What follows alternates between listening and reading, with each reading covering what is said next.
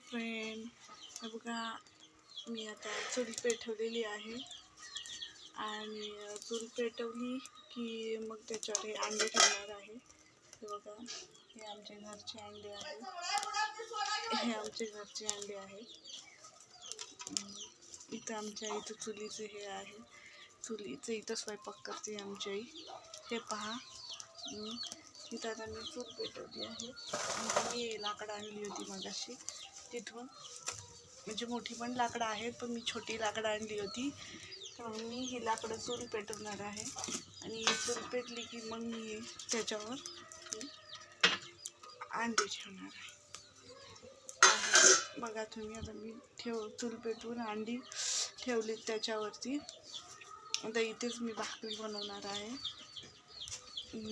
इथे हे पहा म्हणजे अजून काम चालू आहे याचं, त्याच्यामुळं थोडं इथं पसारा दिसेल तुम्हाला, नाहीतर इथं खूप छान होतं पहिलं की आता आईला इथं बाथरूम बनवायचं आहे आंघोळीसाठी, म्हणून आईने इथलं फोडलेलं आहे सगळं।